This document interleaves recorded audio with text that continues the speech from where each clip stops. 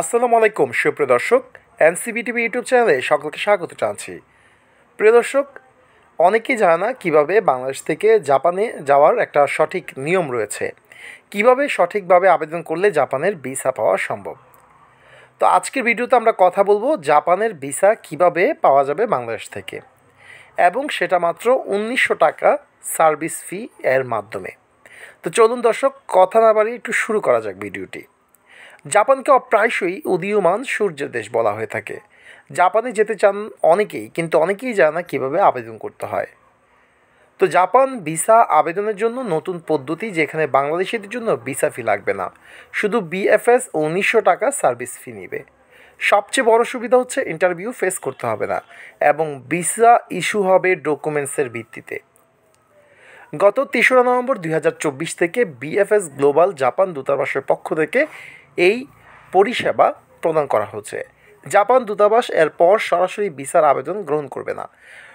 তো এখন আসেন কথা বলি আমরা, জাপানে আপনি আবেদন করতে আপনার কী কী কাগজপত্র প্রয়োজন হবে। 1 নম্বরই লাগবে অ্যাপ্লিকেশন ফর্ম, অর্থাৎ visa application form, valid passport ও ফটোকপি।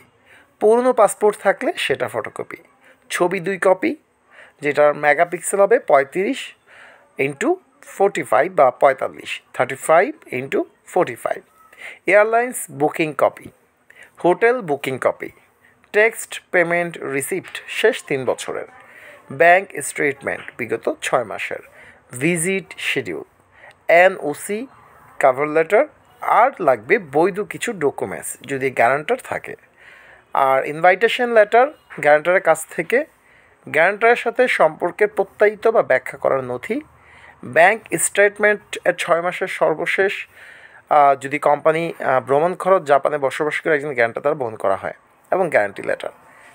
এই ছিল আজকের এই জাপানে আপনি সর্বশেষ কীভাবে আবেদন করতে পারেন সেই কথা সম্পর্কে। তাহলে আপনারা এখন থেকে যেটা করতে পারেন সেটা হচ্ছে বিএফএসের মাধ্যমে জাপানে যে ভিসা আবেদনের যেই ফিটা আছে 1900 টাকা, সেটা দিবেন।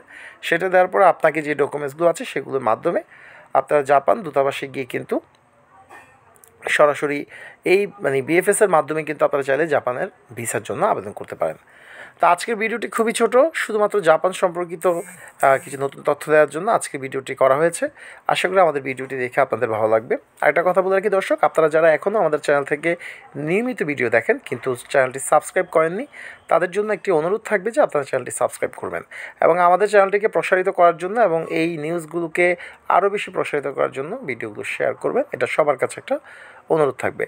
তো যাই হোক দর্শক, আজকে আর কথা না বাড়িয়ে ভিডিওটি এখানে শেষ করছি। সকলের সুস্থতা কামনা করছি। সুস্থ থাকুন, ভালো থাকবেন। আসসালামু আলাইকুম ওয়া রাহমাতুল্লাহি ওয়া বারাকাতুহু।